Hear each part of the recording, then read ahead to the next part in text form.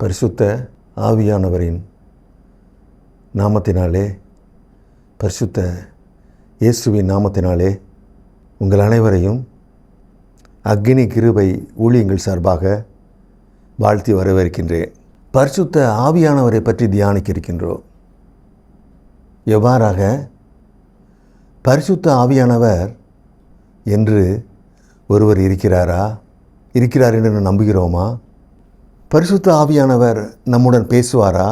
அவரிடம் ஆலோசனை கேட்கலாமா? உதவி கேட்கலாமா? எல்லோரும் ஆவியானவர் இடைப்பட்டார்னு சொல்கிறாங்களே, நம்முடன் ஆவியானவர் இடைப்படுவாரா? நம்மை பரிசுத்தமாக வாழ வைக்கத்தான் அவர் வந்திருக்கிறாரா? இயேசுவுக்கும் பரிசுத்த ஆவியானவருக்கும் என்ன ஒற்றுமை என்பதை பற்றி நாம் தியானிக்க இருக்கின்றோம். ஜெபம். பரலோக பிதாவே, பரிசுத்த ஆவியானவரே, உண்மை பற்றி தியானிக்க இருக்கிறோம் அப்பா. நீரே பேசுமப்பா, நாங்கள் கேட்கின்றோம். இயேசுவின் நாமத்தினாலே ஆமேன்.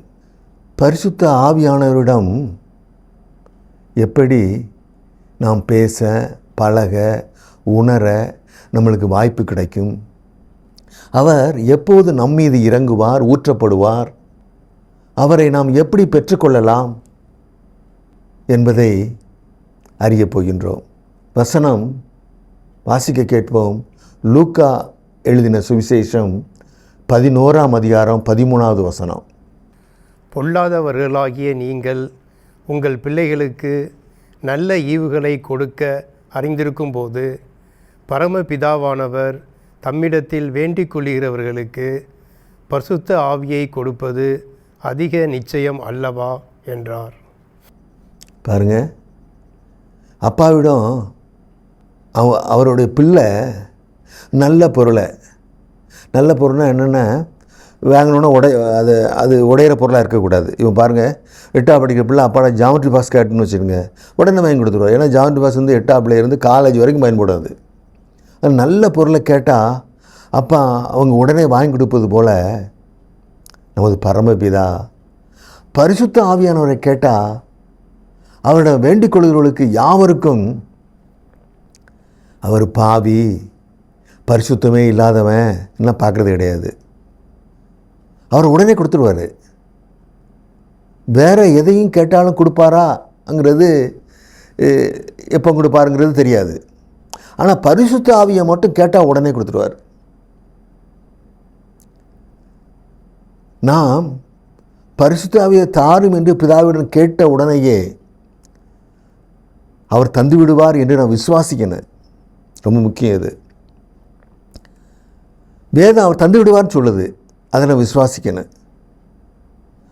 தந்துட்டார்னு நம்பி விசுவாசித்து பரிசுத்த ஆவியுடன் பேச பழக ஆரம்பித்து விடலாம். இதுக்கு எந்த மனித தெய்வம் தேவையில்லை. இந்த அதிகாரம் முழுக்க பரமபிதாவிடம் மட்டுமே உள்ளது. ஆகவே பட்சபாதமே இருக்காதங்க. கேட்கிறவர் எல்லோருக்கும் உடனடியாக பரிசுத்த ஆவியானவரை நண்பராக கொடுத்து விடுவார். பழக வேண்டியதுதான் பாக்கி. ஆலோசனைகளை, உதவிகளை கேட்க ஆரம்பித்து விடலாம். அவரை பயன்படுத்த தொடங்கி விடலாம். அவர் மகிழ்ச்சியாக நம்முடன் இணைந்து செயல்படுவார். ஒரே ஒரு நிபந்தனை, நாம் பேசினாதான் அவர் பேசுவார். நாம் பேசாவிட்டால் அவரும் பேச மாட்டார். இவ்வளோதான் பரிசுத்த ஆவியை பெற்றுக்கொள்வதற்கு வேண்டிய காரியங்கள். இப்போ ஒரு உதாரணம் பார்ப்போம். இயேசு எப்படி பரிசுத்த ஆவியை பெற்றுக்கொண்டாருங்கிறத ஒரு உதாரணமாக பார்ப்போம். அதுக்கு வசனம் வாசி கேட்போம். மத்தேயு 3ஆம் அதிகாரம் 16-17 வசனங்கள். இயேசு ஞானஸ்நானம் பெற்று ஜலத்திலிருந்து கரையேறின உடனே இதோ வானம் அவருக்கு திறக்கப்பட்டது. தேவ ஆவி புறாவை போல இறங்கி தம்மேல் வருகிறதை கண்டார். அன்றியும் வானத்திலிருந்து ஒரு சத்தம் உண்டாகி, இவர் என்னுடைய நேசகுமாரன், இவரில் பிரியமாயிருக்கிறேன் என்று உரைத்தது. பாருங்க, இயேசு பரிசுத்த ஆவியை பெற்ற காரியத்தை நான் வாசிக்க கேட்டோம். பொதுவாக நம்ம என்ன பார்க்குறோம், பரிசுத்த ஆவியை பெறுறவங்க துள்ளுறாங்க, குதிக்கிறாங்க, உள்றாங்க, சேர்லேயே நடக்கிறாங்க, அப்படி காரியங்கள் தான் பார்த்துட்ருக்கோம். ஆனால் இயேசுநாதர் அதை ஒன்றுமே பண்ணலை. ரெண்டாவது, அந்நிய பாஷை பேசுவாங்க பரிசுத்த ஆவியை பெற்றவங்க. இயேசு அந்நிய பாஷையும் பேசலை. நான் அந்நிய பாஷையை பற்றி வேதத்தில் என்ன சொல்லியிருக்குன்னா, அந்நிய பாஷை அடுத்தவங்களுடைய பாஷை, உண்மையான பாஷை அது. ஆனால் அது அடுத்தவங்களுடைய பாஷை. அந்த பாஷையை இவங்க பேசுகிறத கேட்டு அந்த பாஷையை பேசுகிறவங்க நம்ம அந்த அந்நிய பாஷையை பேசும்போது அதை கேட்டு இவங்க எப்படி அந்நிய பாஷையை பேசுகிறாங்க அப்படின்னா இவங்களுடைய தேவன் இருக்காருன்னு நம்புறதுக்காக பேசப்படுற பாஷை. அப்போஸ்தலரில் மேல்விட்டு அறையில் அந்நிய பாஷை பேசுகிறவங்க இப்படி தான் பேசுனாங்க. தேவன் இயேசு அந்நிய பாஷையும் பேசலை, ஆவியிலையும் அவர் துள்ளி குதிக்கலை. அவர் பரிசுத்த ஆவியினால் அபிஷேகம் பண்ணப்பட்டார். எப்படி? சிந்தையில் அபிஷேகம் பண்ணப்பட்டார். கையில் காலெல்லாம் இல்லை, சிந்தையில் அபிஷேகம் பண்ணப்பட்டார். அந்த மத்தேயு 4வது அதிகாரம் 1வது வசனத்தை வாசிக்க கேட்போம். அப்பொழுது இயேசு பிசாசினால் சோதிக்கப்படுவதற்கு ஆவியானவராலே வனாந்தரத்திற்கு கொண்டு போகப்பட்டார். பார்த்தீங்களா? இயேசுனுடைய ஆரம்பமே பரிசுத்த ஆவியானவர் தான். பரிசுத்த ஆவியானவரால் தான் அவர் வனாந்தரத்துக்கு கொண்டு போகப்பட்டார்னு வேதம் சொல்லுது. அதனால் நம்ம எதையும் மட்டும் யோசிக்க வேண்டாம்.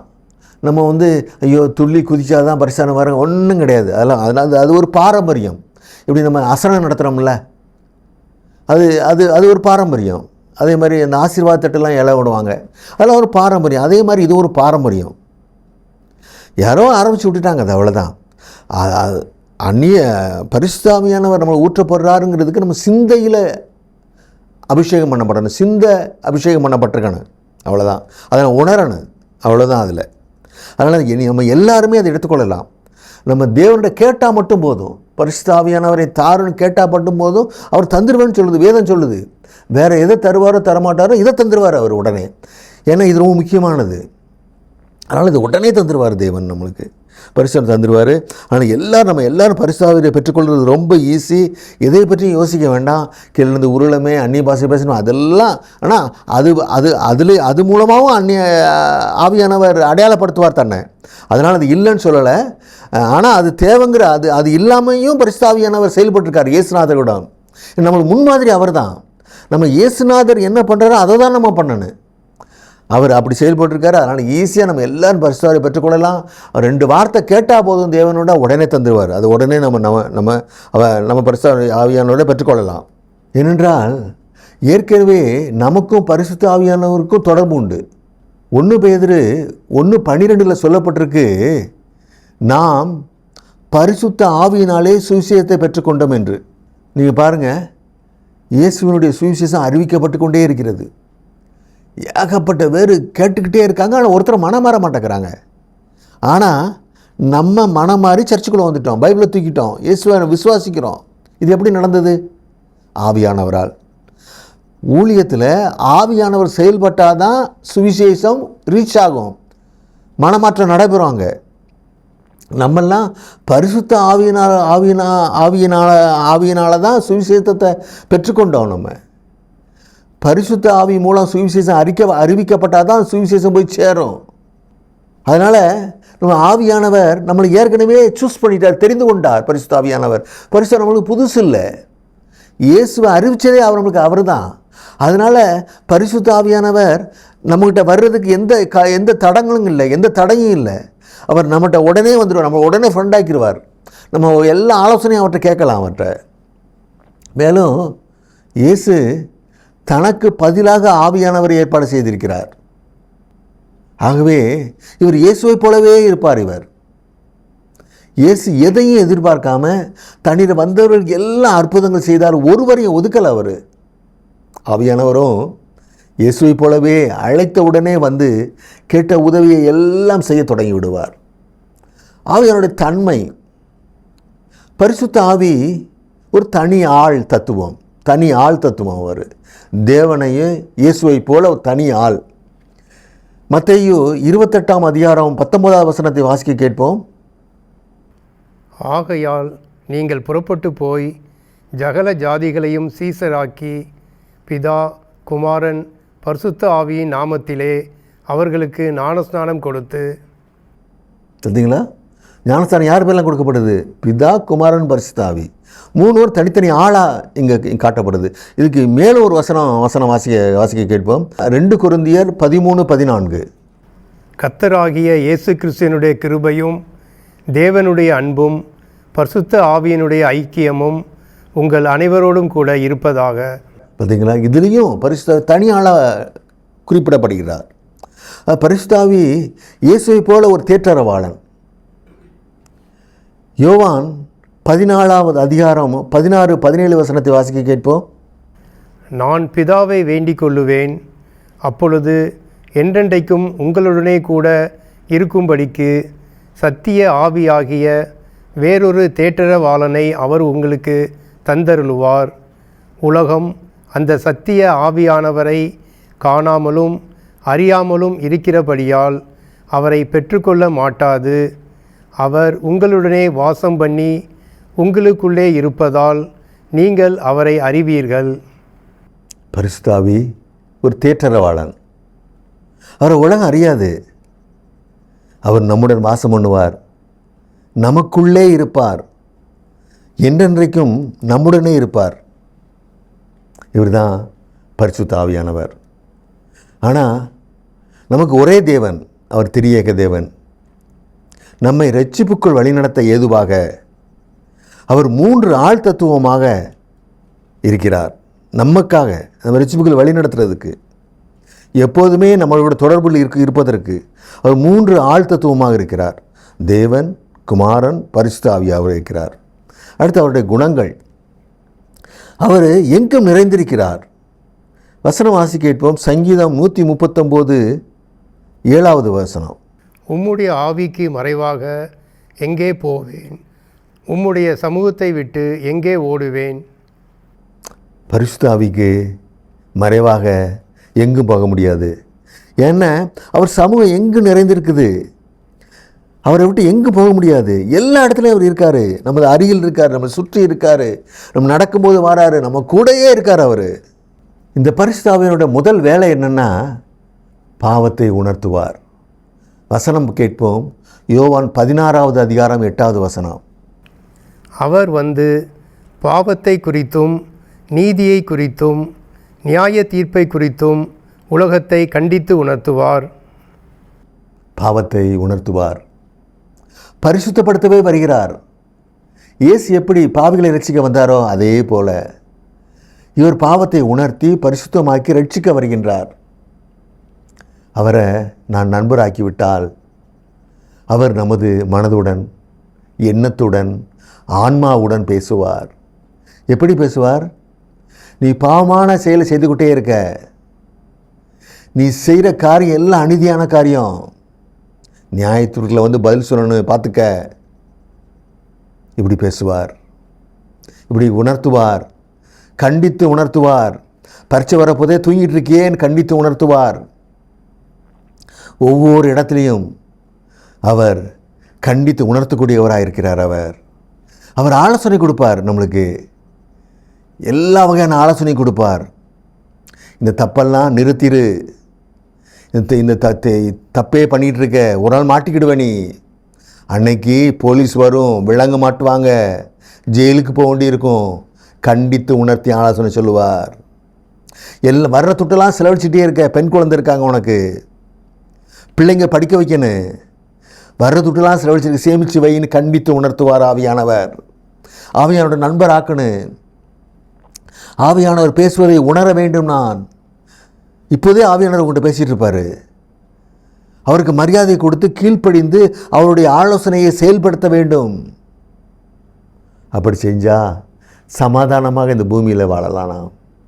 அடுத்து அவர் தேற்றரவாளன், அது ஆற்றி தேற்றுபவர். யோவான் 14வது அதிகாரம் 26வது வசனம்.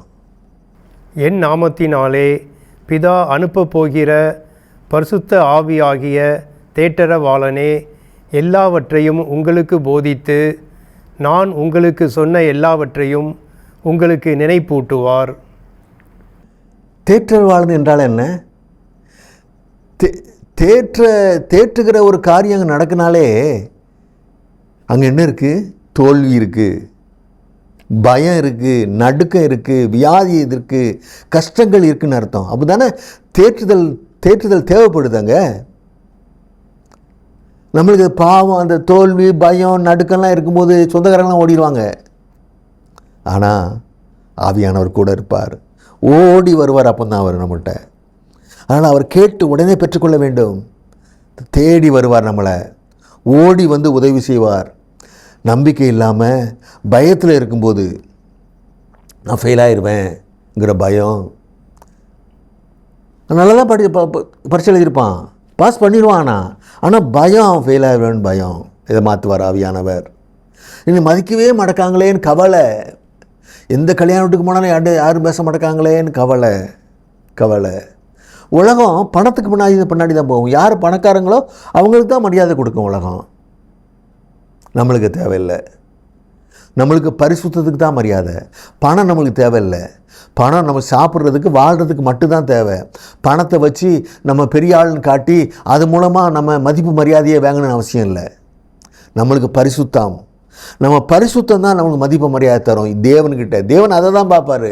தேவன்கிட்ட பணம் செல்லா காசு, பரிசுத்தம் விலை மதிக்க முடியாத முத்து, விலை மதிக்க முடியாத முத்து, அதை தான் தேவன் பார்ப்பார்.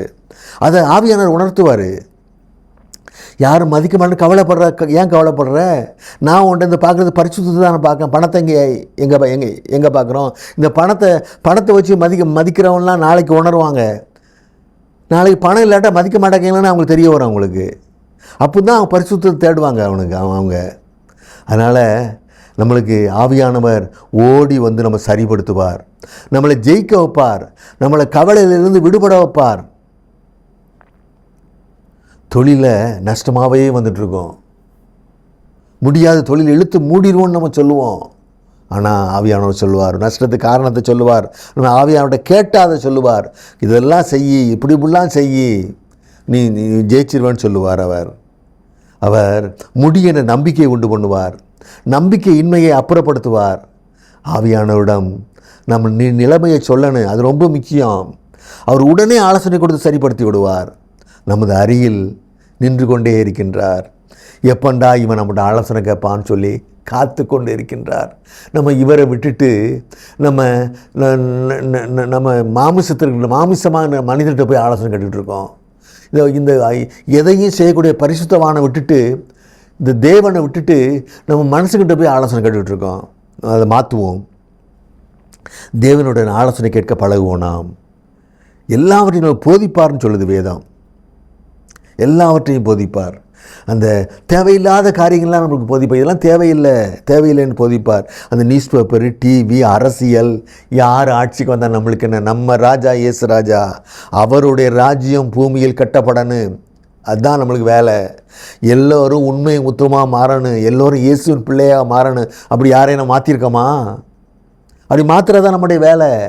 அப்படி மாற்றுறதுக்கு முதல்ல நம்ம இயேசுவின் பிள்ளையாக மாறணும், நம்ம உண்மை உத்தமாக மாறணும், நம்மக்கிட்ட ஆவியின் கனி கிடைக்கணும், ஆவியின் கனியை காட்டணும் மக்களுக்கு. அதுதான் தேவை. மற்ற யார் ஆட்சி பண்ண நம்மளுக்குன்னு பிறரை பற்றி பேசவே கூடாது. பிறரை பற்றி பேசினா உடனே ஆவியானவர் வந்துடுவார். ஏன் பேசுகிற? அடுத்த குற்றம் குறை சொல்லக்கூடாது, சாத்தானுடைய வேலை அப்படிம்பார் ஆவியானவர் வந்து. ஆவியானவர் தொடர்பில் வச்சுருந்தேன்னா நம்ம விளங்காதது, பாட புத்தகம் விளங்கலையா, உடனே ஆவியானவர்கிட்ட கேட்கணும். ஆவியானவரே இந்த கணக்கு விளங்கலை, இந்த கேள்விக்கு பதில் விளங்கலைன்னா உடனே விளக்கி தருவார். நம்ம கேட்க வேண்டும் ஆவியானவரிடம். கடினமானதை செய்ய வைப்பார். பைபிள் வாசிக்கவே முடியல, ஜெபம் பண்ணவே முடியல, காலையில் இருந்து ஜெபம் பண்ணவே முடியல, ஆவியான்ட்ட கேளுங்க, ஆவியார் ஜெபம் பண்ண வைப்பார். பிசாசு என்ன பண்ணுவான்? ராத்திரி சட்னு நம்மளை படுக்க விட மாட்டான். அதை பாரு இதை பாருன்னு சொல்லி 12, 11 மணி 12 மணி வரைக்கும் முழிக்க வச்சுருவான். காலையில் தூங்க வைக்கணும்ல. இல்லை காலையில் முடிச்சுட்டா நம்ம ஜெபம் பண்ணிடுவோம்ல, அவனை விட்டு நம்ம போயிடுவோம்ல. ஆனால் அதெல்லாம் விட மாட்டான். சாத்தான் செய்கிற காரியம். நம்ம ஆவியானோட கேட்கணும், காலையில் எந்திக்கணும், விரைவில் நான் படுக்கணும்னு கேட்கணும். ஆவியானவர் அதுக்கு உதவி செய்வார், முடியாத காரியத்தை செய்ய வைப்பார். இப்படி எல்லாவற்றையும் சொல்லி கொடுத்து நம்மை வெற்றிக்கு தயார்படுத்துவார். சொல்லுவார், வெற்றிக்காக காரியங்களை சொல்லுவார்.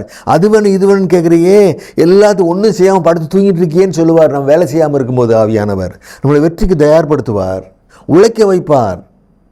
நமது வேலை நாம் அவரிடம் கேட்க வேண்டும். அப்போதுதான் அவர் செயல்படுவார். சாத்தானின் அவநம்பிக்கையை விரட்டுவார், செயல்பட வைப்பார், உழைக்க வைப்பார். சமாதானமாக தேவ கிருபையை பெற்று நித்திய ஜீவனை பெற ஏதுவான காரியங்களை செய்ய உதவி செய்வார். இயேசு நமக்கு சொன்னது எல்லாம் நமக்கு நினைவுபடுத்தி அதை செயல்படுத்த நமது கூட இருந்து உற்சாகப்படுத்துவார். தோளில் தட்டி கொடுத்து உற்சாகப்படுத்தி அந்த காரியங்கள் எல்லாம் செயல்படுத்த வைப்பார். அதுதான் இயேசு சொல்லியிருப்பார்னு நினைக்கிறேன். என்னை விட அவர் உனக்கு ரொம்ப தேவைன்னு சொல்லியிருப்பார்னு நினைக்கிறேன். இயேசு மனிதனாக வந்தப்போ நம்ம இல்லை, அவரை பார்க்கலை, அவர் வார்த்தையை கேட்கலை, அவரை நம்மளால் ரசிக்க முடியாமல் போயிட்டு இல்லை, அந்த பாக்கியம் நம்மளுக்கு இல்லை. பாருங்கள், ரோட்டில் வந்துட்டுருக்காரு இயேசு, ரொம்ப கூட்டமாக வந்துட்டுருக்காரு. பரிதிமையின்னு ஒரு குருடை இருந்துட்டு யாருன்னு கேட்குறான். இயேசுன்னு கொடுத்தவன உடனே கத்துறான், தாவீதின் குமாரனே எனக்கு இறங்குங்கிறான். உடனே பக்கத்தில் வந்து சொல்கிறான், வாய் பத்திரி பெசாமரி, யார் போகிறா, இயேசுநாதர் போயிட்டுருக்காரு, கத்திட்டு இருக்கே நீ அப்படிங்கிறாங்க. அவன் மேலும் அதிகமாக கத்துறான். உடனே இயேசு நின்றுட்டார். நின்று அவனை அழைச்சி வாங்குறாரு. பருதி மீது உடனே மேலே உள்ள சால்வை தூக்கி போட்டுட்டு ஓடுறான். இயேசுவை பார்த்து அவன் இயேசு அவன்கிட்ட கேட்குறாரு, உனக்கு நான் என்ன செய்ய வேண்டும்? ஏன்னா அவன் பிச்சைக்காரன்ல. இயேசுக்கு தெரியும், நான் கண்ணையும் கொடுப்பேன்பா, உனக்கு ரூபாயும் கொடுப்பேன்பா, உனக்கு பிச்சையும் போடுவான், உனக்கு கண்ணும் தருவானா அப்படிங்கிறத உனக்கு நான் என் ரெண்டில் எது வேணுமான்னு கேட்குறாரு. அவர் உனக்கு என்ன செய்ய வேணும்னு கேட்குறாரு. அவன் கண்ணு வேணுங்கிறான். உடனே கண்ணை கொடுக்குறான், பின்னாடியே போகிறான். எப்படி காட்சி பார்த்தீங்களா இது? இன்னொரு இடத்துல ரொம்ப நெருக்கத்தில் போயிட்டுருக்காரு, ஏகப்பட்டவர் அதை பின்தொடர்ந்து போகிறாங்க, ரோடை அடைச்சிக்கிட்டு கூட்டம் போயிட்டுருக்கு. அப்போ ஒரு பெண் வந்து அவருடைய வஸ்திரத்தை தொடுறா. பெண் வந்து வஸ்திரத்தை தொடுறா, அவர் சோமடைஞ்சிட்றா. உடனே இயேசு நிற்கிறாரு. என்ன தொட்டது யாருன்னு கேட்குறாரு. கூட்டமெல்லாம் ஆச்சரியமாக பார்க்க, என்ன நெருக்கிட்டு வரோம், எல்லாருமே உன்னை தொட்டுட்டு வரோம், நீர் என்ன இப்படி கேட்குறீருன்னு சொல்லி ஆச்சரியமாக அவர் பார்க்குது. இல்லை, என்னிடம் வல்லமை வெளியானதுங்கிறாரு. உடனே இந்த பெரும்பாடு உள்ள ஸ்திரீ நான் தான் சொல்லி சோமாயிட்டுன்னு சொல்லி அவர்கிட்ட மன்னிப்பு கேட்குறா. பார்த்தீங்களா, இந்த அற்புதமான காட்சியை நம்ம பார்க்க கொடுத்து வைக்கல நம்மளுக்கு. அதுக்கு பதிலாக தான் ஆவியானவர் நமக்கு இயேசுவாக இருக்கிறார். இயேசு இருக்கும்போது அந்த கால மக்கள் இயேசுவை எவ்வாறு பயன்படுத்தினார்களோ அதே போல நாம் ஆவியானவரை பயன்படுத்த வேண்டும். இயேசுவை நாம் மீண்டும் உணர, அறிய, அனுபவிக்க நமக்கு ஒரு பெரிய சலுகையை தேவன் தந்திருக்கின்றார். இயேசுவே சொல்கிறார் பாருங்க, ஆவியானவர் என்னை விட ஒருபடி மேல் என்று. யோவான் வசனம் வாசி கேட்போம். யோவான் 16வது அதிகாரம் 7வது வசனம். நான் உங்களுக்கு உண்மையை சொல்லுகிறேன், நான் போகிறது உங்களுக்கு பிரயோஜனமாயிருக்கும். நான் போகாதிருந்தால் தேற்றரவாளன் உங்களிடத்தில் வரார். நான் போவேனே ஆகில் அவரை உங்களிடத்திற்கு அனுப்புவேன். இயேசு சொல்கிறார் பாருங்க, நான் போகிறது உங்களுக்கு பிரயோஜனமாக இருக்கும். நான் இருப்பதை விட போகிறது அது என்ன பிரயோஜனம்? அப்போது தான் தேற்றரவாளன் நம்மளுக்கு கிடைப்பார் என்று சொல்லி உயிர் தெழுந்த 40 நாளுக்கு மேலே அவர் இருக்கலை. தேற்றரவாளன் நமக்கு தருவதில் அவர் மிகவும் அக்கறையாக இருந்தார். இயேசு தாம் மக்களுக்கு செய்த நன்மையை விட தேற்றரவாளன் பல விசேஷ நன்மைகளை செய்வார் என்று இயேசு நம்பினார். நம்மீது கொண்ட அன்பால் தேற்றரவாளனை நமக்கு கிடைக்க விரைவாக செயல்பட்டார். அந்த இயேசு 3 வருஷம்தான் அந்த பூமியில் இருந்தார், ஊழியம் பண்ணார். 3 வருஷம்தான் அவரை மக்கள் ரசித்தாங்க. ஆனால் நம்மளுக்கு கொடுக்கப்பட்ட பரிசுத்த ஆவியானவரை வாழ்நாள் முழுவதும் ரசிப்போம். நம்ம வாழ்நாள் முழுவதும் அவர் ஆவியானவர் நம்ம கூடயே இருப்பார். அந்த பாக்கியம் நம்மளுக்கு கிடச்சிருக்குது. அந்த பாக்கியத்தை நம்மளுக்கு அவர் கொடுத்துருக்கிறாரு. அதனால் நம்ம ஆவியானவர் நல்லா பயன்படுத்தணும். ஆவியானவரை கேட்டு ஆவியானோட ஆலோசனை ஒன்றுமே பண்ணக்கூடாது, எல்லாத்தையும் அவர்கிட்ட சொல்லிடணும். அவருக்கு உற்ற நண்பன் அவர். நம்மளுக்கு எல்லா வகையிலையும் உதவி பண்ணுவார். நண்பனாக உதவி பண்ணுவார், அப்பாவை உதவி பண்ணுவார், கடவுளாக உதவி பண்ணுவார், எல்லா ரோலும் பண்ணுவார். அவர்கிட்ட எல்லாத்தையும் சொல்லி அவர்கிட்ட ஆலோசனை கேட்டு நம்ம மகிழ்ச்சியாக வெற்றிகரமாக இந்த பூமியில் வாழலாம். அடுத்து நமது பலவீனங்களில் அவர் உதவி செய்வார். மனிதன் என்றாலே பலவீனம்தான். ஏன்னா மனுஷன் எப்போதும் பலவீனமானந்தான். அந்த பலவீனத்தை எதிர்த்து வெற்றி பெற தான் பலன் வேணும். அந்த வெற்றி பெற்றால் தான் நம்ம வெற்றியாளனாக வாழ முடியும். வசனவாசி கேட்போம். ரோமர் 8ஆம் அதிகாரம் 26வது வசனம். அந்தபடியே ஆவியானவரும் நமது பலவீனங்களில் நமக்கு உதவி செய்கிறார். நாம் ஏற்றபடி வேண்டிக்கொள்ள வேண்டிய தின்னதென்று அறியாமல் இருக்கிறபடியால் ஆவியானவர் தாமே வாக்கு கடங்காத பெருமூச்சுகளோடு நமக்காக வேண்டுதல் செய்கிறார். என்ன பலவீனம்? என்ன கேட்குறதே தெரிய மாட்டேங்குது தேவன்ட்ட. நம்மளுக்கு நித்தியத்தை கேட்காம அழியும் போல கேட்டுட்டு இருக்கோம். இது பாருங்கள், சின்ன பிள்ளைகளெல்லாம் என் குழந்தைகளை அந்த மாதா கோயில் திருநாள் தூத்துக்குடி நடக்கும், அது கூப்பிட்டு போவோம். அப்போ அந்த பிள்ளைங்க எதை கேட்கணும்னா உடனே உடையும். பார்த்தீங்களா, உடனே உடஞ்சி போவோம். அது திருவிழாவுக்கு போய்ட்டு வீட்டுக்கு போகிறதுக்குள்ள அது உடஞ்சி போகும். அதை தான் கேட்கும் பிள்ளைங்க. அதே மாதிரி நம்ம அழியும் பொருளை தான் தேவன்கிட்ட கேட்டுட்ருக்கோம். இதை பார்த்து ஆவியானவர் பெருமூச்சு விடுறார். என்னடா இப்படி கேட்குறாங்களே மக்கள், பிள்ளைங்க இப்படி கேட்குறாங்களேன்னு. அதான் நமக்காக அவரே வேண்டுதல் செய்கின்றார், நம்ம அறியாமல் இருப்பதால். இந்த பாருங்கள், நமது பிரதமர் இருக்கார், மோடி இருக்கிறாரு. அவர் கேட்குற நீ கேளுப்பா, என்ன வேணாலும் தரேன்னு நம்மகிட்ட சொல்கிறாருன்னு வச்சுக்கிடுங்களேன். நான் அவரால் என்ன தர முடியும் தெரியுமா?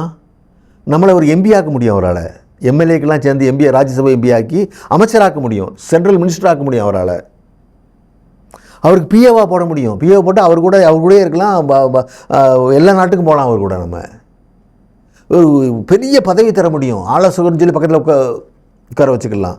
இப்படி கொடுக்குறவங்களுக்கு வீடு, வாசல், கார், பாங்கலாம் கொடுக்காம இருக்க முடியுமா? அதையும் கொடுக்க முடியும் அவரால். ஆனால் நம்ம அவர்கிட்ட போய் எனக்கு ஒரு பார்சல் பிரியாணி தாங்கன்னு கேட்டால் மோடி என்ன பண்ணுவார்? அவர் சிரிக்காமல் என்ன பண்ணுவார்? இந்த ஆளுக்கு என்ன மனநல சரியில்லை பொழுக்கேன்னு அவர் சொல்லுவார். அப்படி தானே எஸ்ஆர் ராஜா என்ன கேட்டால் பார்த்தீங்களா?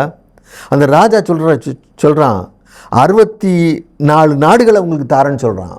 அது வேண்டாம், எனக்கு யூதர்களுடைய உயிர் வேணும்னு கேட்டாவா? அவள் சரியாக கேட்டா. நம்ம அழியும் பொருளை கேட்டுட்ருக்கோம். அதுக்காக தான்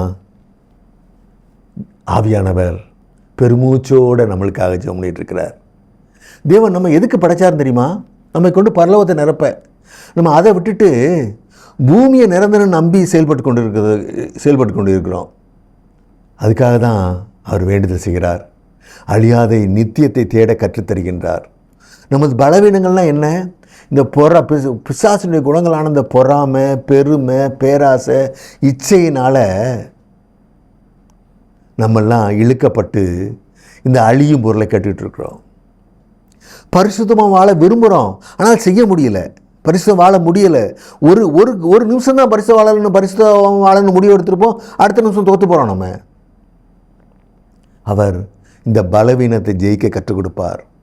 இது தவறு என்று சொல்லிக்கொண்டே இருப்பார். இது பாவம், இதுக்கு தண்டனை உண்டுன்னு அவர் சொல்லிக்கொண்டே இருப்பார். பரிசுத்த ஆவியானவர் நம்ம நண்பராக தான் ஆக்கிட்டா அவரை.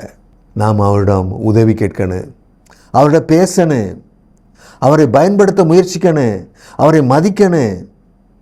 அவர்கிட்ட பேசாமல் இருந்தால் அவரும் பேச மாட்டார். அவரை பேசினால், உதவி கேட்டால் அவர் உடனே வந்து உதவி செஞ்சுட்டு இருப்பார். அடுத்து சகல சத்தியத்துக்குள்ளே நம்மளை நடத்துகிறார். யோவான் 16வது அதிகாரம் 13வது வசனத்தை வாசிக்க கேட்போம். சத்திய ஆவியாகிய அவர் வரும்போது சகல சத்தியத்திற்குள்ளும் உங்களை நடத்துவார். அவர் தம்முடைய சுயமாய் பேசாமல் தாம் கேள்விப்பட்டவைகள் யாவையும் சொல்லி வரப்போகிற காரியங்களை உங்களுக்கு அறிவிப்பார். சரிங்களா? நம்ம சத்தியத்துக்குள் நடத்துவார். நம் தவறான பாதையில், பாவ வழியில் செல்லும்போது இது கவலை, கஷ்டம் தரும் காரியம்னு நம்மளுக்கு அறிவுறுத்துவார். இதுவரை உங்களோட பேசாமல் இருந்தாலும் ஆவியானவர் இனிமேல் இந்த செய்தி கேட்ட பிறகு அவர் பேசுவார். இப்போது நீங்கள் அவரை சரியாக அறிந்து கொண்டீங்கல்ல, அதனால் நீங்கள் அவரை வேணும்னு தேவனுடைய கேட்டு பெற்றுக்கொண்டீங்கன்னா அவர் உங்கள்கிட்ட பேசுவார். அவர் இயேசுவை தொழுதுடைய எல்லோரிடமும் அவர் நம்ம தவறை சுட்டி காட்டுவார், பேசுவார். அவர் உணர்த்தும் உணர்வுக்கு கீழ்ப்படிந்து விட்டால் நாம் சத்திய பாதையில் நடக்கிறவர்களாக மாறிவிடுவோம். அது மட்டுமல்ல, வரப்போகிற காரியத்தையும் ஆவியானவர் நம்மளுக்கு சொல்லுவார். ஜோசியம் சொல்லுவார் நம்மளுக்கு ஆவியானவர். ஜோசியம் பார்க்குறவங்கெல்லாம் புறஜாதி பண்ணுற மக்கள்லாம் என்ன பண்ணுறாங்கன்னா, உழைக்க மாட்டாங்க, காரியங்கள் செய்ய மாட்டாங்க, சாப்பிட்டு தூங்குவாங்க, கடன் வாங்கி சாப்பிட்டுட்டு இருப்பாங்க. உடனே சோசியாட்ட போவாங்க, எனக்கு எப்போ நல்ல காலம் வரும்னு கேட்பாங்க. அவன் சொல்லுவான், வர்ற தை உங்களுக்கு நல்ல காலம்மா, அதுக்கு 2 மாதம் இருக்கும். உடனே வீட்டிலேருந்து 2 மாதம் படுத்து தூங்கிட்டு இருப்பாங்க. ஏன்னா தை வரணும்ல, அதுக்காக படுத்து தூங்கிட்டு கொஞ்சம் கடன் வாங்கி சாப்பிட்டு படுத்து தூங்கிட்டு இருப்பாங்க. தேவன் என்ன சொல்கிறாரு? கையின் பிரயாசத்தில் தான் ஆசீர்வாதம். உன் கை வேலை செய்யணும், அப்படி தான் ஆசீர்வாதம் தேவன் சொல்கிறாரு. அதே போல் ஆவியானவரும் என்ன சொல்கிறாருன்னா, இளமை பருவம் சரியாக பயன்படுத்துங்கிறாரு. கல்வி கற்க வேண்டியதில் கல்வி சரியாக பயன்படுத்து, கல்வி கற்றுக்க, இல்லை நாளை கஷ்டப்பட வேண்டியிருக்கும். நம்ம ரோட்டில் பார்க்குறோம், அந்த பழைய பொருட்கள் பழைய ஜாமான்கள்லாம் வாங்கி ஒரு வண்டியில் போட்டுட்டு தள்ளிட்டு போவாங்க. வயசான ஆட்களாக இருக்கிறாங்க, 75 வயசுக்கு மேலே இருக்காங்க. அவங்கள பார்த்தா பரிதாபமாக இருக்குது. வயசு காலத்தில் அந்த வண்டியை தள்ளிட்டு போயிட்டுருக்காங்க. என்ன, அவங்க இளமையெல்லாம் தொலைச்சிட்டாங்க, இளமையெல்லாம் வீண் பண்ணிட்டாங்க. ஆவியானவர் பேச்சை கேட்கல, இளமையெல்லாம் வீண் பண்ணி இளமையெல்லாம் இளமையெல்லாம் ஒன்றும் இல்லாமல் காரியமாக்கி அவங்க இப்போ கஷ்டப்பட்டு இருக்காங்க. எனக்கு தெரிஞ்ச ஒரு பெண் குழந்தை, அந்த பிள்ளைங்க 7-8 வருஷம் ஒரு வாட்சி சேல்ஸ் பண்ணுற கடையில் வேலை பார்த்துச்சு. வேலை பார்த்த பிறகு கல்யாணம் ஆன பிறகு அந்த சேல்ஸ் கடையில் வேலைக்கு வச்சுக்க மாட்டேன்ட்டாங்க, விட்டுட்டாங்க. இப்போ சும்மா இருக்க, கஷ்டப்படுறா. அதே அந்த பொண்ணு வாட்சி ரிப்பேர் பார்க்குற கடையில் வேலை பார்த்துட்டு இருந்தாருன்னா வாட்சி ரிப்பேர் பார்க்க கற்றுப்பா, அது தொழில் ஓடி இருக்கும். ஒரு கம்ப்யூட்டர் சென்டரில் வேலை பார்த்தாங்கன்னா கம்ப்யூட்டர் அடிக்கிற பழக கற்றுருப்பா, அது ஒரு தொழில் கொடுத்துருக்கும். இளமையில் நம்ம என்ன காரியம் செய்கிறோமோ அது நம்ம முதுமையில் உதவி பண்ணணும். அதன் மூலமாக திறமையை நம்ம சம்பாத்தியம் பண்ணி நம்ம அதன் மூலமாக வருங்காலத்தில் பணம் சம்பாத்தியம் பண்ணுறதுக்கு திறமையை சம்பாத்தியம் பண்ண ஆவியானவர் சொல்லுவார். ஆவியானவர் சொல்லுவார். ஆவியானவர் தொடர்பு படுத்திருந்தா இதை நம்மளுக்கு உணர்த்துவார். இதுதான் அவர் வருங்காரியத்தை குறித்து அவர் பேசுகிற காரியங்கள். நம்ம குடும்ப ஜெபம் நடத்தணும் பாரு, நடத்தினா தான் வருங்காலத்தில் பிள்ளைங்க ரவுடியாக மாட்டான், குடிக்க மாட்டான், நம்ம சொல்படி கேட்பான். வருங்காலத்தை பற்றி பேசுவார் ஆவியான. குடும்ப ஜெபத்தை நடத்தும் பாரு. பாவத்தை செய்யாத நியாய தீர்ப்பு நாள் ஒன்று வரும் பாரு. நரகத்துக்கு போக வேண்டி இருக்கும் பாரு. வாய்க்கு ருசியாக சாப்பிடாத, ஆரோக்கியமானதை சாப்பிடல, நாளைக்கு ஆஸ்பத்திரிக்கும் வீட்டுக்கும் அலையணும் பாரு. ஆவியானவர் எல்லாம் சொல்லுவார், வருங்காலத்தை பற்றி சொல்லிக்கிட்டே இருப்பார். அப்படி ஆவியானவர் அவர் நம்ம நண்பராக்கிட்டா நம்ம எல்லாம் ஆரோக்கியமாக சுகமாக மகிழ்ச்சியாக நம்ம வாழலாம். அடுத்து சக்தி தருவார் நம்மளுக்கு. அப்போஸ்தலர் 1:8 வாசிக்க கேட்போம். பரிசுத்த ஆவி உங்களிடத்தில் வரும்போது நீங்கள் பலனடைந்து எருசலேமிலும் யூதேயா முழுவதிலும் சமாரியாவிலும் பூமியின் கடைசி பரியந்தமும் எனக்கு சாட்சிகளாய் இருப்பீர்கள் என்றார். நம்மை பலனடைய செய்வார். நம்மளை செய்ய முடியாதுன்னு எண்ணத்தை மாற்றி முடியும் என்ற நினைக்க வைத்து அதை செய்ய வைப்பார். நாம் ஒன்று செய்ய வேண்டும்.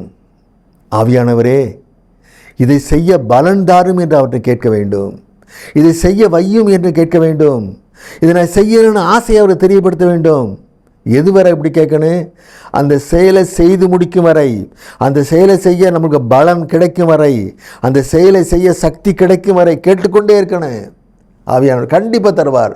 அந்த காரியத்தை செய்து முடிப்போம். நம்ம நான் ஒரு காரியத்தை பண்ணணும், நைட் ஆகிட்டு உங்களுக்கு தூக்கம் வரும், படுத்துட்டு காலையில் பண்ணுவோம்னு நம்ம நினைப்போம். ஆவியானவர் சொல்லுவார், இல்லை இப்போ முடிச்சுட்டு தூங்குனி, நாளைய பொழுதுக்கு வேறு வேலை இருக்குது, இன்றைய பொழுது அந்த காரியத்தை முடிச்சுட்டு தூங்கும்பார்.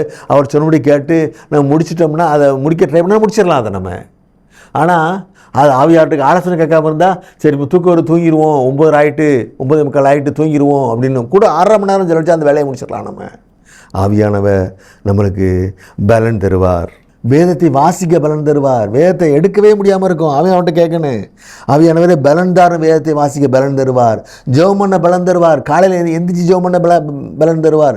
கெட்ட பழக்கத்தை விட பலன் தருவார். நன்றாக உழைக்க பலன் தருவார். சிக்கனமாக இருக்கணும் ஆண்டவரே, ஜெபம் பண்ணணும். மாதத்தில் பணம் விறுவிறு செலவாயிட்டு இருக்கா, உடனே ஜெபம் பண்ணு. ஆவியானவரே எனக்கு சிக்கனத்தை கற்றுத்தாரும், வீணான செலவழி தடுத்து போட்டுருவார். அந்த பணத்தை வச்சு அந்த மாதத்தை முடிச்சிடலாம். நம்ம சிக்கனமாக இருக்க பலன் தருவார், சேமிக்க பலன் தருவார். பணம் அந்த அன்னை கூலி வந்த உடனே ஒரு சேமிக்க எடுத்து வச்சிடணும். ஆண்டவர்கிட்ட ஜெபம் பண்ணிட்டு எடுத்து வைக்கணும். ஆண்டவர் அதுக்கு வாய்ப்பு வசதி ஏற்படுத்துவார். செலவு அதுக்குள் கண்ட்ரோல் பண்ண வைப்பார் நம்மளுக்கு அவர். ஆவியானவர் வரவுக்குள் வாழ கற்றுத்தருவார். நடைப்பயிற்சி எக்ஸசைஸ்லாம் செய்யணும்னு ஆசைப்பட்டு அவர்கிட்ட சொன்னால் அதெல்லாம் செய்யறதுக்கு நமக்கு ஏற்பாடு பண்ணுவார். அவர் செய்ய வைப்பார் நம்மளை. இப்படி எல்லா காரியத்தையும் செய்ய பலன் தருவார். இறுதியாக கனி தருவார். ஆவியின் கனி தருவார். கலாத்தியர் 5 அதிகாரம் 22, 23 வசனங்கள். ஆவியின் கனியோ அன்பு, சந்தோஷம், சமாதானம், நீடிய பொறுமை, தயவு, நற்குணம், விசுவாசம், சாந்தம், இச்சையடக்கம். இப்படிப்பட்டவைகளுக்கு விரோதமான பிரமாணம் ஒன்றுமில்லை. அன்பு, நம்ம மீது அன்பாக இருக்கணும்னு மட்டும் அன்பு செலுத்தினா அது பேர் அன்பு இல்லை, அது பேர் தேவ அன்பு இல்லை. நம்ம பிறர் மேல் தேவ அன்பை வைக்கணும்னா, பிறர் நமக்கு எவ்வளவு தீங்கு செய்திருந்தாலும், எவ்வளவு இடைஞ்சல் செய்திருந்தாலும், செய்து கொண்டே இருந்தாலும், நம்மை மதிக்காமல் இருந்தாலும், நாம் அவர்களிடம் அன்பை மட்டுமே காட்ட வேண்டும். ஆனால் தெரியாமல், முடியாமல், விவரம் இல்லாமல் செய்கிறாங்கன்னு சொல்லி நம்ம அவர்கிட்ட அன்பை மட்டுமே காட்ட வேண்டும். இதன் தேவ அன்பு. இதை சொல்லிக் கொடுப்பார் ஆவியானவர். நீ என் அன்பை காட்டு, அவன் காட்ட மாட்டான். ஏன்னா அவன் இயேசுவின் பிள்ளை இல்லை, நீ இயேசுவின் பிள்ளை இல்லை. நான் உங்கள்கிட்ட நண்பனாக இருக்கேனே, நீ அன்பை காட்டும்பார் ஆவியானவர். அவன் எதிரிகிட்ட பேசுவோம், நம்ம பகைக்கிறவர்களுக்காக நன்மை செய்வோம். நம்ம அன்பு ஆவியானவர் மாற்றுவார் நம்மளை. அப்படி சந்தோஷம், ஆவியானவர் தேவன் எல்லா கஷ்டத்தையும் நீக்கி விடுவார் என்று விசுவாசிக்க வைப்பார். கஷ்டமாக இருக்கும் வாழ்க்கை போகிறான், இது கஷ்டமாக மீள முடியாதுன்னு புறஜாதி மக்கள் நம்புவாங்க. நம்ம அப்படி இல்லை, நம்ம தேவன் மீட்பார், நம்ம விசுவாசிக்கணும். அப்படி விசுவாசிக்க வைப்பார் ஆவியானவர். எல்லாம் முடியும், நான் இருக்கிறேன்னு சொல்லி விசுவாசிக்க வைப்பார். அவர் கட்டளைப்படி நடக்க நடக்க உதவி செய்வார். நம்ம எப்போதும் சந்தோஷமாக வைத்திருக்கிற காரியத்தை பார்த்துக்கிட்டு இருப்பார். அவர் கட்டளைப்படி நடந்து எல்லாத்தையும் இயேசு சரிப்படுத்துவார் நம்பிட்டோம்னா கண்டிப்பாக நம்ம சந்தோஷமாக இருப்போம். நம்ம எதுக்கு எடுத்தாலும் தேவன்கிட்ட அழுது கொண்டே இருக்கக்கூடாது. அதை பரிசுத்த ஆவியானவர் விரும்ப மாட்டார். ஒரு பிள்ளை அப்பாட்ட அழுதுகிட்டே இருந்தால் அந்த பிள்ளையை அந்த அப்பாவுக்கு பிடிக்குமா? பிடிக்காது. அவர் சமூகம் மகிழ்ச்சியும் ஆனந்தமும். சிலவங்க வருவாங்க, அவர் சமூகத்துக்கு வந்தால் ஒரே அழுகையாக இருக்கும். இல்லை, அவர் சமூகம் மகிழ்ச்சியும் ஆனந்தமும். சாத்தானுடைய காரியங்கள், அழுகிற காரியங்கள் சாத்தானுடைய காரியங்கள். தேவன் நம்ம கூட இருக்கார், எல்லாத்தையும் செய்ய வானத்தையும் படைத்தவர். அவரால் செய்ய முடியாத காரியம் என்ன உண்டு? எல்லாம் செய்து முடிப்பார். நம்ம கடமையை செய்யணும், அவர் கட்டளைப்படி நடக்கணும். நம்ம அதை சரியாக செஞ்சால் அவரும் சரியாக செஞ்சிருவார். நம்ம அவர் பிள்ளையாக இருக்கணும். அது சமாதானம். இந்த உலகத்தில் இப்போ அதுதான் இல்லாதது. ஒரே பதட்டம், ஒரே பயம், பதறது, அச்சம். அப்படிலாம் இருந்தால் நம்மளோட சாத்தான் இருக்கான்னு அர்த்தம். எல்லாத்தையும் ஆவியானவர் பார்த்து கொள்வார் என்று விசுவாசித்து நம் தேவ கட்டளைப்படி நடக்க முயற்சித்தால், முடியாத போது ஆவியானவரை அழைத்தால் உடனே உதவி செய்வார். தேவ வார்த்தை நினைவுபடுத்தி நம்மை சமாதான பாதையில் நடத்துவார். நீடிய பொறுமை, நற்குணம். இதுக்கு சொந்தக்காரர் யோபுவை சாத்தான் என்னெல்லாம் பண்ணி பார்த்தான். அவனுக்கு முடிஞ்ச காரியத்தை பூரா பண்ணி பார்த்தான், தோற்று போனான். நீடிய பொறுமையால் யோபு சாத்தானை ஜெயிச்சார். நற்குணத்தால் இயேசுவை பற்றி முறுமுறுக்கவே இல்லை, தேவனை பற்றி முறுமுறுக்கவே இல்லை யோபு. சாத்தான் தோற்று போனான். நம்மளுக்கு யோபு ஒரு முன்மாதிரி. அதே போல் ஈசாக்கு சாந்த குணத்துக்கும் தயவுக்கும் முன்மாதிரி. அவங்க அப்பா தோண்டின துறவை மூடுறான், அவன் மண்ணை வச்சு நிரப்புறான். ஏன்னா இவன் ஆடு மாடுகளில் பெருகி பெரிய பணக்காரனாக இருக்கிறான் ஈசாக்கு. அது பிடிக்காம அந்த பெலிசியர்லாம் அப்படி பண்ணுறான். அவன் சரிப்பா போங்கப்பான்னு விட்டுட்டு வந்துட்டான். அடுத்த இடத்துல தோன்றான், தண்ணி வருது, இப்போ வந்து நிற்க, தண்ணி என்னுடைய தண்ணி அப்படிங்கிறான். தண்ணி கொடுத்தா தானே இவன் ஆடு மாடு வளர்ப்பான். ஆடு மாடு பெருகுனா தானே இவன் பணக்காரன். இவனை ஏழை ஆக்கணுங்கிற தண்ணி நிப்பாட்டுறான். தண்ணி ஏன் தண்ணிங்கிறான். பொறுத்துட்டான், சண்டை போடலை, சாந்தமாக தயவாக இருக்கான். இன்னொரு இடத்துல வந்து தோன்றான், இப்போவும் தண்ணி வருது. பெலிசன் பயந்துட்டான். என்னப்பா இவன் தொட்டாடம் போகிறான், தண்ணி வருது, நம்ம தோணுனா ஒரு தண்ணியுமே வரமாட்டேக்குது. இவன் கூட ஏசு இருக்கார் நம்பிட்டான். நம்பி கூட சமாதானம் பண்ணுறான். அபிமெலேக்கு வந்து சாந்தத்துக்கும் தயவுக்கும் உதாரணம் ஈசாக்கு. விசுவாசம். ஆபிரகாம் சொந்த பையனை, ஏக சுதனை பலி கொடுக்குறான். எப்படி பலி கொடுக்குறான்? அவன் இறந்தாலும் அதே மாதிரி ஈசாக்க தேவனால எனக்கு தர முடியும்னு விசுவாசிக்கிறான். எனக்கு கொடுத்ததே தேவன் தானே, என் சரீரம் செத்த பிறகு அது கொடுத்தாரு. அவன் விசுவாசிக்கிறான். தான் விசுவாசி தகப்பன். யோசேப்பை பாருங்க, இச்சை போத்திபாருடைய மனைவி ஓடுறான். கண்டிப்பாக ஓடும்போது தெரியும் அவனுக்கு நம்மளை பிடிச்சி அடிக்க போகிறாங்க, கொல்ல போகிறாங்க, ஜெயிலில் போட போகிறாங்கன்னு தெரியும். பரவாயில்ல, ஓடுறான். இச்சைக்காக ஓடுறான். பிரதமரானான். பார்வோன் பக்கத்தில் உட்கார வச்சார் தேவன் அவனை. நம்மளுக்கெல்லாம் முன்மாதிரி.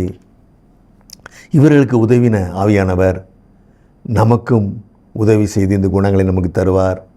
ஆவியானவர் துணையுடன் அவரின் ஆலோசனைக்கு கீழ்ப்படிந்து அவரை பெற்றுக்கொள்ள நாம் பாடுபட வேண்டும். அவருடைய இணைந்து வாழ நாம் ஆசைப்பட வேண்டும். அவரை உடனே பெற்றுக்கொள்ள வேண்டும். அவர் கேட்ட உடனே தேவன் தரக்கூடிய ஒரே பொருள் பரிசுத்த ஆவியானவர் தான். அதை உடனே அதை கேட்டு பெற்று அவர் மூலமாக நம்ம இந்த பூமியை சமாதானமாகவும் வாழ்வதுடன் நித்தியமாக அவருடனும் வாழ நம்மளுக்கு வாய்ப்பு கிடைக்கும். அதை நம்ம செய்ய தேவன் கிருபை பாராட்டுவராக. கண்களை மூடிக்கொள்ளுங்கள். பரிசுத்த ஆவியானவரே, நீர் இங்கே பேசுகிற தேவக்காக நன்றியப்பா. உண்மை பற்றி உண்மைகளால் நான் விளங்குகொள்ள செய்ததுக்காக நன்றியப்பா. உண்மை நாங்கள் பெற்றுக்கொள்ளப் போகிறோம்ப்பா. இப்போதே உம்முடைய கேட்டு பெற்றுக்கொள்ள போகிறோம்ப்பா. இந்த செய்தியை கேட்ட எல்லார் கூடயும் நீர் இடைப்படுவோம்ப்பா. எல்லார் கூடயும் நீ பேசுவோம்ப்பா. எல்லாரையும் நீதிமாதியை நடத்துவோம்ப்பா. எல்லோரும் மகிழ்ச்சியாக ஆவியின் கனி கொடுக்கிறவர்களாக எல்லாரையும் மாற்றி ஆசீர்வதியும்ப்பா. தேவராஜ்யம் இந்த பூமியில் கட்டப்பட அது காரணமாக அமையட்டும். பிதாவே, ஆமேன்.